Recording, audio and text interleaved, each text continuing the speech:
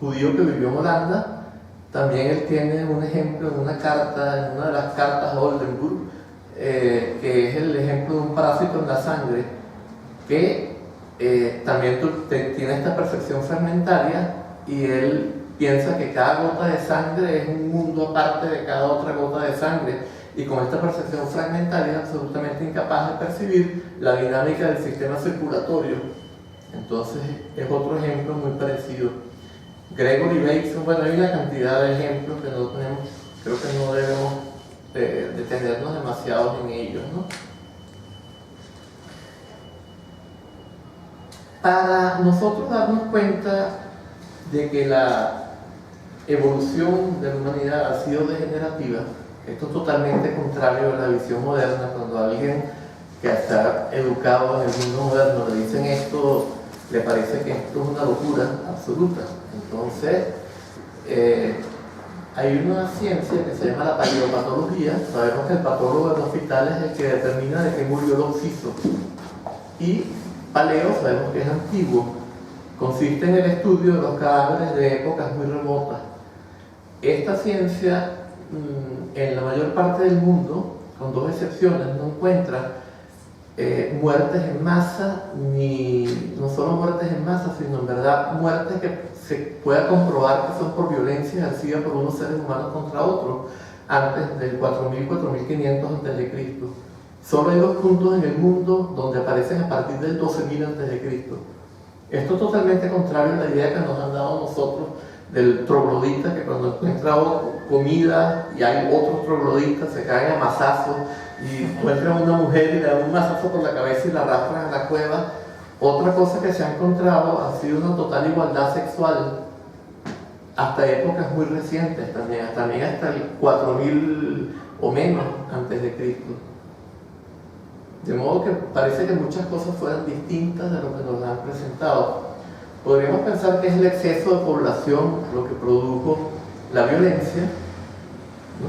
De repente había demasiada gente, muy pocos recursos, y tuvieron que empezar a luchar unos con otros, pero esto prácticamente está desechado porque, vamos a tratar de resumirlo, pero porque es complejo, no tenemos mucho tiempo. En la historia del arte, como esto es un museo, vale la pena dar este ejemplo. Los historiadores positivistas del arte pensaban que el arte del paleolítico no era arte, sino que era una técnica, porque se suponían que ellos, por ejemplo, pintaban el bisonte para atrapar su alma y poder cazarlo. Entonces suponían que esto no era arte, sino que era una técnica. En los años 50, André Leroi-Gourhan y su discípula Annette Lehmann-Ampérier hicieron estudios muy a fondo de ese arte y llegaron a la conclusión de que este era un arte profundamente religioso, pero sin referencia a dioses, que celebraba lo sagrado en el mundo y lo celebraba como polarizado en yin y yang. Y esto se hicieron muchos estudios después y ya no existe prácticamente ningún historiador del arte que acepte la teoría positivista. Esto se ha aceptado universalmente. Luego, más adelante, un etnólogo francés, Jacques Cauvin, tuvo la idea, o sea, se dio cuenta de que siempre que iba a aparecer la agricultura en un sitio, era allí donde aparecían los primeros dioses. ¿Y por qué? Entonces, hasta ese momento, las teorías sobre los orígenes de la agricultura eran las teorías llamadas ecológicas de Louis Binford y de Kenneth Flannelly. Y estas teorías decían que lo que sucedía es que habían bajado las piezas de caza, pesca y recolección, y por esto había sido necesario comenzar a sembrar. Entonces él dice, pero eso no pega con que los dioses aparecen justo antes que la agricultura, en todos los sitios donde va a aparecer la agricultura. Entonces, como tenía todo el apoyo del CNRS, o sea, todo el capital del gobierno francés, se fue a hacer estudios muy a fondo con carbono 14, con todas las técnicas más modernas que existen después del carbono 14, y comprobó que ni la población humana había aumentado en esos sitios, ni la población de piezas de caza, pesca y recolección había disminuido. Entonces es evidentemente el fruto de una mutación psicológica. Entonces no tenemos tiempo de meternos en esto porque yo he tratado eso en otro libro que se llama, bueno, en varios libros, pero uno de ellos se llama Alienación y está también en mi página web. Si ustedes se meten en Elías Capriles, página principal, Alienación, encuentran allí, se meten y lo pueden bajar gratuitamente porque ese libro lo publicaron en España y fue un engaño y cuesta 100 euros, casi 90 euros. Entonces está libremente disponible en mi página web. Otro aspecto que también muestra la superioridad, por así decir, de los seres humanos no civilizados, salvajes. Nosotros consideramos que eso es algo despectivo, ¿verdad? Es decir, salvaje. Es los estudios de Philippe de Collat, otro etnólogo francés que vivió con los Achuar en Ecuador. Y él se dio cuenta de que las zonas que estaban habitadas por los Achuar eran las que tenían mayor biodiversidad. Resulta que el Amazonas, la tierra del Amazonas, es una de las tierras menos fértiles del mundo.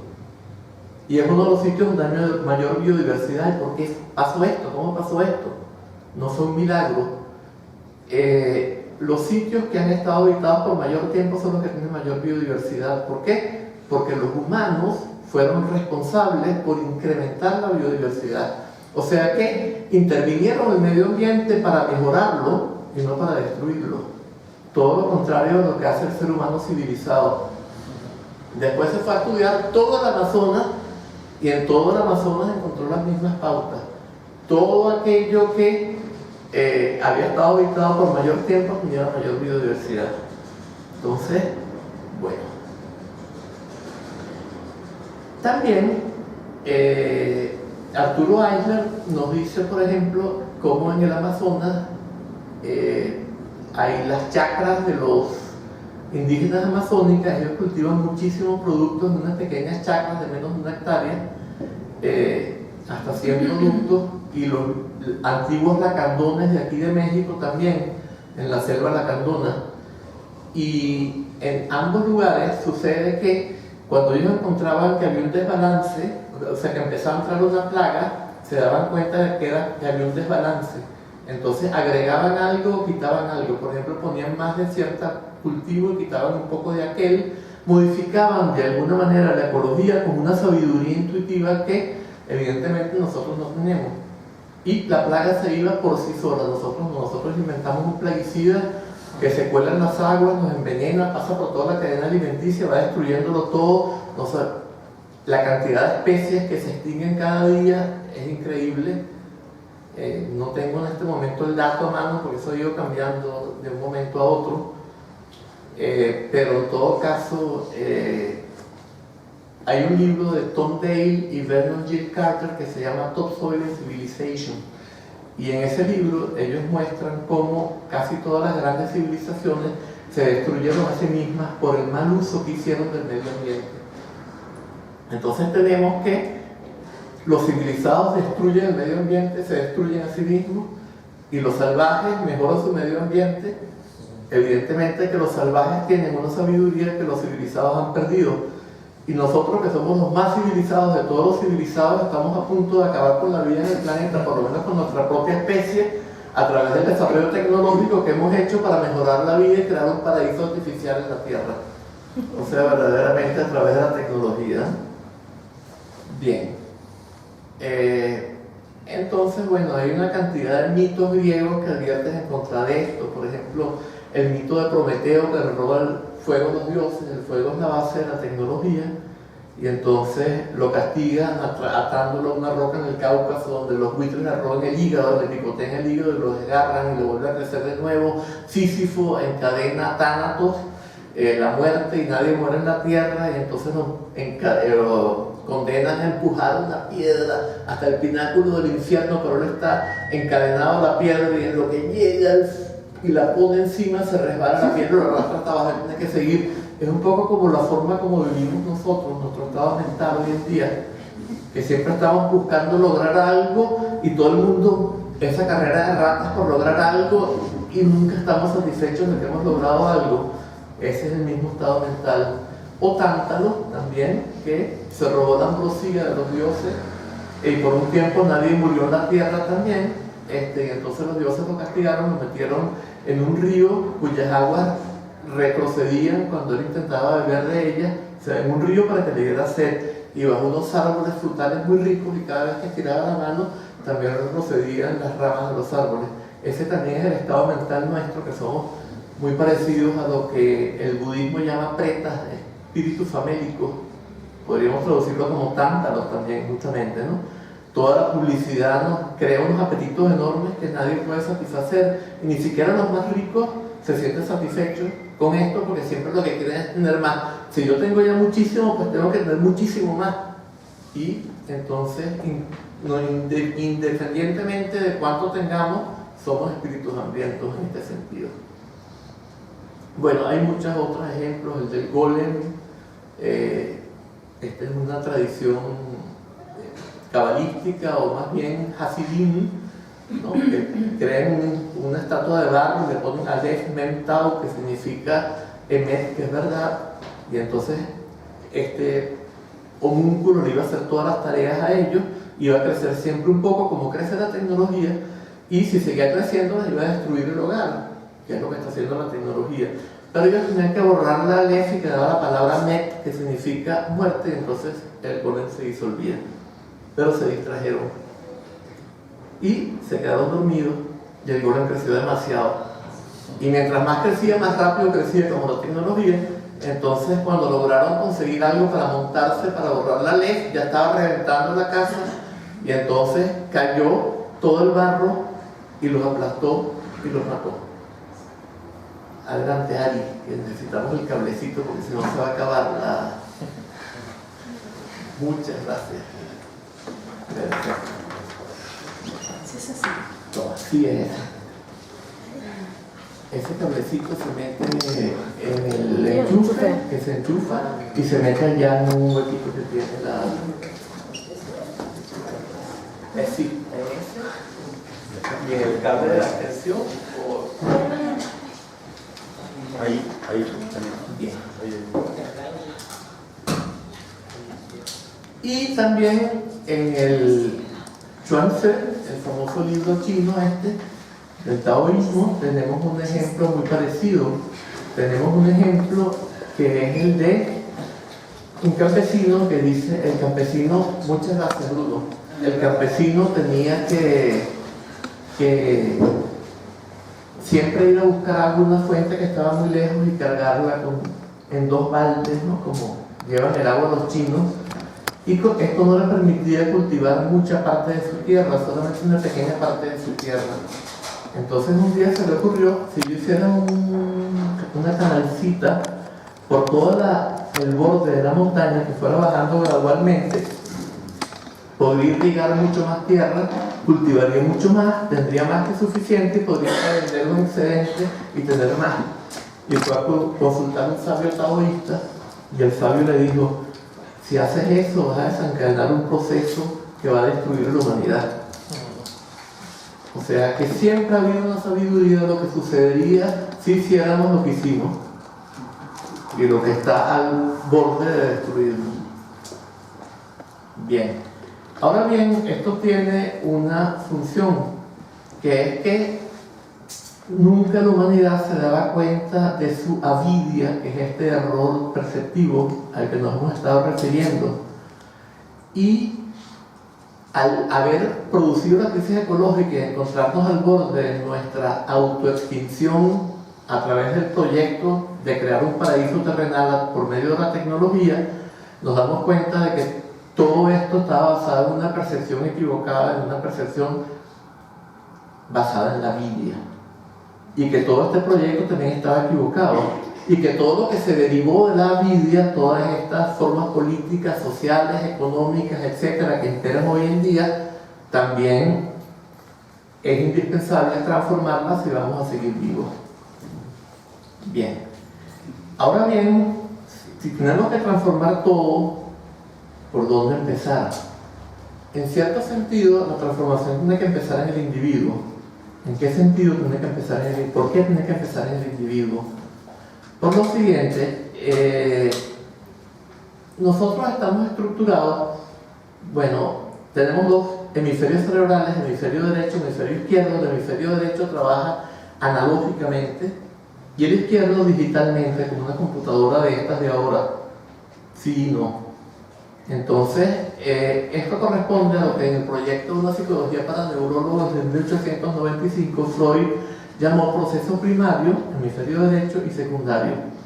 En el proceso primario, el énfasis está en la estructura de la relación y en el secundario en quién es quién en ella.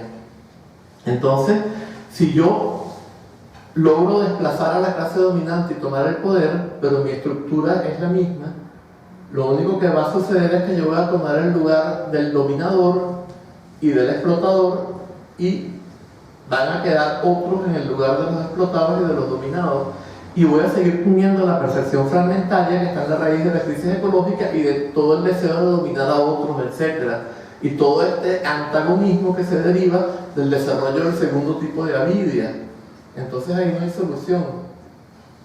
Pero si yo me dedico solamente a transformar la mente, es lo que dijimos al comienzo, entonces a lo mejor, y me voy a una montaña hasta que me muera, pues probablemente, incluso antes dependiendo de mi edad y de si cuánto viva, probablemente la humanidad se destruya antes. Entonces hay que trabajar en los dos niveles al mismo tiempo, es imprescindible. Bien. Es muy conocido el dicho de que el ciego que guía a los ciegos nos lleva al abismo. Entonces esto está como bastante claro, ¿no? Bien.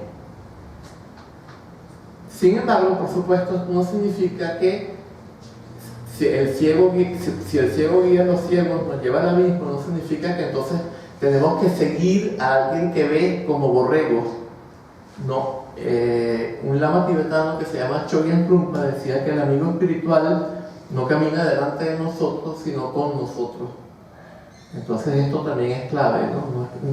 En el Dzogchen se dice también el principio es la autorresponsabilidad, no es un maestro que está dando órdenes, sino la autorresponsabilidad.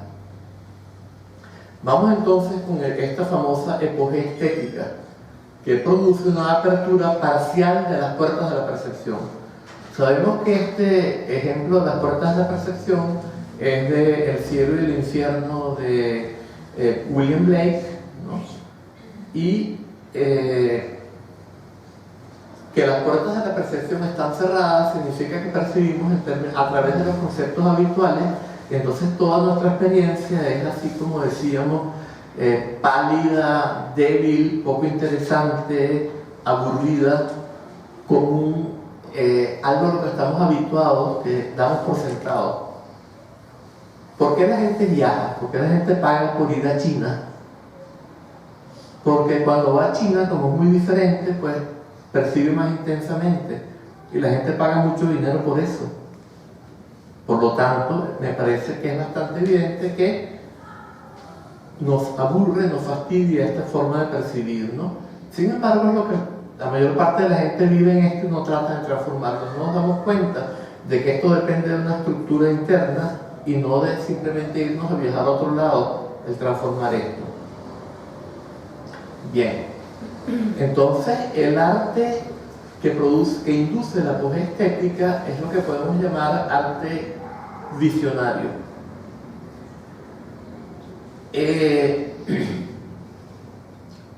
Lo que persigue el budismo es lo que podríamos llamar una aletheia, en griego es desocultación. Los términos los usó Heráclito, lese, que era ocultación, y aletheia, que era desocultación. ¿De qué? De nuestra verdadera condición. Entonces, en el budismo estos equivalen a Rigpa, que ya lo dijimos, que es vidya, y Marikpa, que es avidya. O sea, donde vidya o Rigpa es la aprehensión, la captación directa, no dual y no conceptual de la verdadera condición de nosotros mismos y de todo el universo, mientras que Marikpa es que no captamos esa condición y no solo no la captamos, sino que percibimos todo equivocadamente por los 4 tipos de avidya que ya explicamos, ¿verdad? Entonces, en el budismo se busca eliminar la avidya, no solo en el budismo, en el taoísmo, en el sufismo, en el shivaísmo, hay muchísimos sistemas que hacen lo mismo. Yo, el que practico es el budismo y en particular el Dzogchen.